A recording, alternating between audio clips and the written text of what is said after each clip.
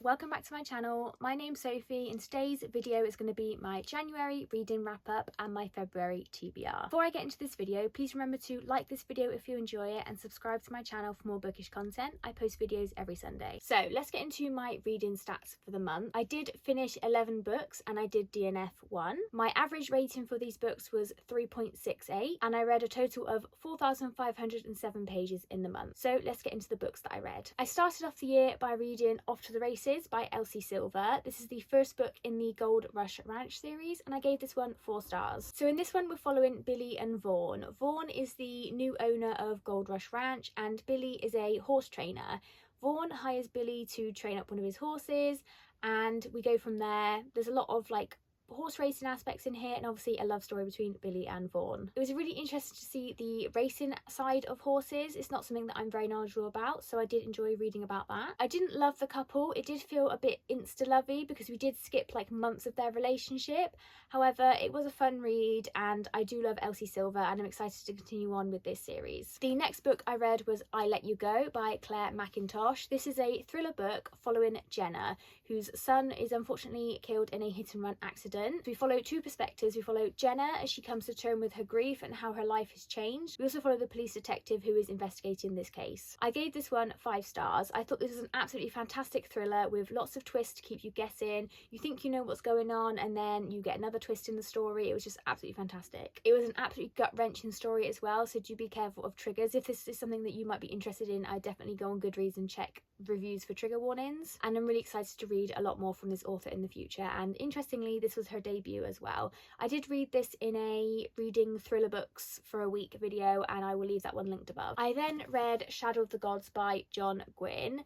I gave this one 4 stars. So I did read this in a mood reading vlog and I do really struggle to give the synopsis of this book, I am being honest. We do follow 3 different perspectives in this new fantasy world. It's Norse inspired, there's dragons. I'll leave the reading vlog linked above. I do explain it a bit better there. I gave this one 4 stars. I did think this is a really strong start to a brand new fantasy series. John Gwynne, in my opinion, is a really good author and I'm excited to continue on with the rest of the series. We have a really great cast of characters that give a really wide range of the world and the story going on here, so you get different perspectives of the conflict and everything else going on. The magic system and the politics was also really interesting, and yeah, I'm just really excited to carry on with this series. I'm probably late to this one, but yeah, I would definitely check this out if you haven't already. I then read The Sundown Motel by Simone St. James and I gave this one 3 stars. So in this one we're following Carly and Viv in 2 different timelines. Viv is Carly's aunt and she got a job at the Sundown Motel as a night clerk, and one day she went missing and has never been seen since. Carly decides to get a job at the Sundown Motel, the same job that her aunt had, to try and investigate what happened to her aunt. I did find the dual timeline of this one a bit confusing because Carly or Viv would find out something in their timeline, so the author then knows what's going on, and then the other perspective wouldn't find that out until later on in the story, so a lot of information was just repeated. And I did actually get a bit confused between the 2 timelines because I felt like Carly and Viv were just very similar, and maybe that's the whole point, but yeah, I just didn't really love this one. The killer was also revealed very early on in this one, so there wasn't much suspense or intrigue to keep me hooked, and I was just kind of a bit bored. It was just them basically trying to prove to the police that it was this person, and yeah, I didn't really find the characters very interesting. I gave this one 3 stars. It was a fun read but nothing really special. I then read The Score by Elle Kennedy and I gave this one 4 stars. So in this one we're following Dean and Ali. Dean is one of the ice hockey boys that lives with Garrett and Logan, and Ali is Hannah's best friend from the first book. Ali has just split up with her boyfriend Sean, her on and off again boyfriend, and she needs somewhere to stay because Sean keeps saying he's going to come over to talk to Ali, and Ali doesn't want to get back with him and knows that if he comes over she will just give in. So Hannah suggests that she stays at Garrett's house because her and Garrett are away, and she spends the night with Dean and we go from there. I didn't really love this couple.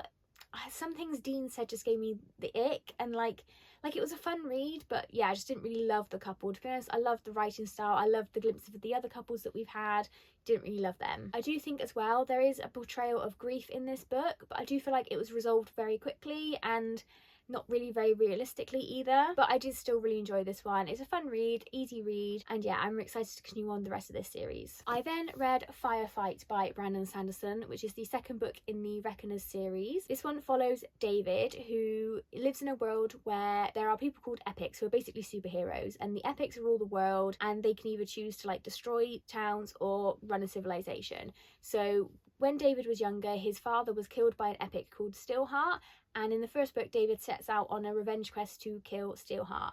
This is the second book in that series. We're in a different location, we've moved on to a different storyline, but this one was still really good. I gave this one 4 stars. It was a fast read with a really compelling plot. What I like about this series is every book obviously is connected to each other.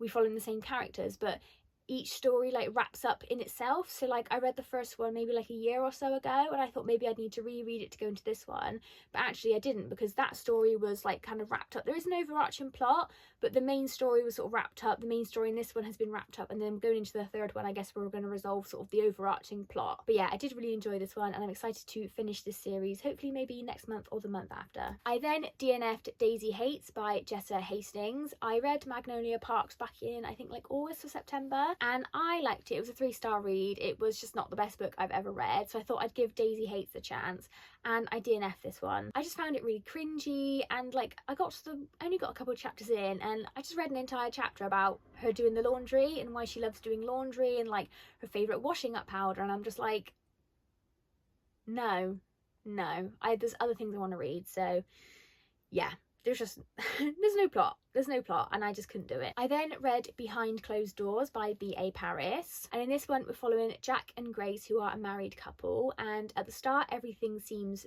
good and normal, and then when they get married it turns out Jack is an absolute psychopath, and Grace has a sister with Down syndrome called Millie, and Jack has a sort of fetish where he loves fearing pain from women. He loves hearing women in pain, especially knowing that he's caused this fear, and he ultimately wants Millie to come and live with them, and he can like hold her prisoner and like just make her life absolute hell. And obviously he makes Grace's life absolute hell.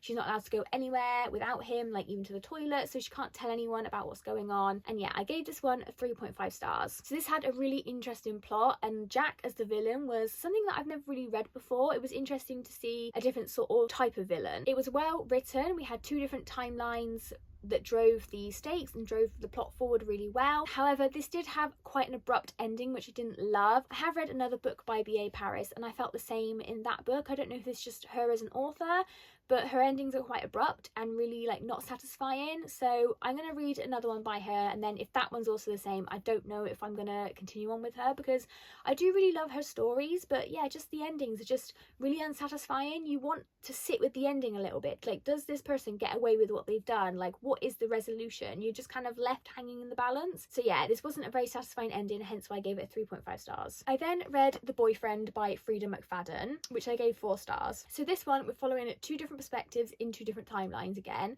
That seems to be a bit of a theme for this month actually. We're following Sydney in the present day and a character called Tom in the past. And Sydney has no luck with boyfriends. She meets this guy on a dating app, and he turns out to be an absolute creep, and he starts stalking her. And then she meets a mystery man who like saves her from being attacked, and they keep coming across each other and eventually form a relationship. This turns out to be Tom, who then we follow in the past. He has a bit of a difficult home life, and he starts dating a girl around the same age as him, and then some girls in his school go missing, and everyone thinks that Tom is the person who's done this. So that's all revealed pretty early on. I won't go too much else into the plot as I don't want to spoil what happens. So when I was reading this, I was thinking this is quite a bit of a basic plot, and it was set up to be very obvious who the killer is. I think from this description you can probably tell who was set up as the killer. However, there was some twists at the end that just flipped this entire story on its head completely. I had no idea what was going on. This was absolutely brilliant in the end. So yeah, if it sounds a bit basic, read it and just go with it. It sets you up for one thing, twists the story into something else, twists the story again, just absolutely brilliant. And yeah, for me this was a good easy thriller to read. I'm really getting into the thriller genre at the moment, so I think Frida McFadden is a go-to thriller author for me. So yeah, really excited to read more of her work. I then read The Long Game by Elena Anna Armas. This is the first book in a like companion duology. We're following Adeline and Cameron. Adeline is the daughter of a successful sports business owner, and Cameron is a retired goalie, and something happens and Adeline basically gets banished by her dad to this very small town to run a small girls soccer team. This is where she meets Cameron, as he's like the coach of this soccer team, and we go from there. I really enjoyed the football aspect of this, like the whole plot, but I just didn't really love the relationship. I really felt like the characters didn't really have much of a personality, and it was very insta-lovey. Like, so it was enemies to lovers, but they're enemies for like basically no reason, and then they just suddenly are in love. And yeah, I just didn't really love it. It was too insta-lovey, and I didn't buy the whole enemies to lovers thing, and I just didn't really love these two as characters. So yeah, I did give this one 3 stars. It was a fun romance. Like, the whole small town romance thing always gets me, but yeah, this was a fun read, but yeah, only 3 stars for me. I then read Lightbringer by Pierce Brown, which is the 6th book in the Red Rising series. I have made a spoiler-filled reading vlog for Red Rising, which I'll leave linked above. So we follow Darrow, who is a red in a colour cast system where reds are the bottom, golds are at the top, and the reds are basically kept as slaves, mining something called helium-3, which is needed to terraform Mars. What the reds don't know is actually Mars has been terraformed for years, and they're basically being kept as slaves. Darrow infiltrates the golds and takes them down from the inside. That's the first trilogy. Second trilogy, which this is a part of, was actually not a second trilogy, it's a quartet now, but it's about like the aftermath of a rebellion. Like, we read about rebellions and they go successfully, and then what happens after? Is it actually as smooth sailing as we think? So this one was really, really good. I gave this one 4 stars. So this did feel like a little bit of a downgrade compared to previous installments in this series. I feel like a lot was going on, but nothing really happened. I feel like Pierce Brown has set himself up with a lot of plot points that he can't really work in to tie together. I know there was quite a big gap between the 5th book and this book, and there is now actually going to be a 7th book because a lot of things have been left unresolved. And yeah, like, this is a fun series. I still really enjoy it. This is definitely not my favourite installment in this series. And there's a lot of plot points in here that like have been introduced in Dark Age, which is the 5th book, and then just kind of get dropped. So I'm hoping that the 7th book, when that does eventually come out, is a bit more satisfying than this one. But yeah, I still enjoyed it. It was 4 stars, just not my favourite in this series. And then lastly, I read The Wedding Witch by Erin Sterling, which I did give 2 stars. This is the 3rd book in the Graves Glen series. The first book is The X-Hex. So this one follows Bowen and Tamsin, and they meet and basically fall in love straight away. Tamsin is a like magical artifacts collector, so she works with Bowen to find some magical artifacts that he's after, and something happens and they end up being thrown back in time to like 1957 or 1958, and then they have to get back to the present, and that's the plot of this story. The characters really lacked chemistry, and I just didn't really care for them. Like, this was a really fast read, but like I just didn't really enjoy it. It was very insta-lovey as well. Like, the characters meet again, they seem to spend months together that it's just bypassed, and then suddenly like they love each other, and I'm just kind of like, okay. The whole plot aspect with time travel was just quite boring. It wasn't really explained very well either, and wasn't really like wrapped up very well either. So this whole thing was just really unsatisfying for me, and yeah, I just didn't really love this one. It was a fast read. I did read this in like 2 hours, so that's something, but yeah, just not really my favourite. I have to say, this series has disappointed me as a whole. Like, the best one in the series was the first one for me, which was 3.5, and then it's basically downhill from there. So yeah, I don't really think I'd recommend it. So that's everything I read in January. I'm just going to quickly go over a TBR for February. I am currently reading Ghostsmith by Nikki Powell-Preto. I did read the first book in a reading vlog, which I can leave linked above. I'm also hoping to get to Destroy the Day by Bridget Kemmerer. I'm doing a wrapping up series reading vlog, so that's another book I need to read for that vlog. And then because February is the month of Valentine's Day, I thought I'd read a few romances as well. So on my list is The Goal by Elle Kennedy, which is the 4th book in the Off-Campus series, Unfortunately Yours by Tessa Bailey, A Photo Finish by Elsie Silver, and Yours Truly by Abby Jimenez. So I'm hoping to do a reading vlog with them, just reading romance book. Another reading vlog I want to get to is where I read a lot of books that I've borrowed from people. So I've borrowed 2 books from one of my very good friends.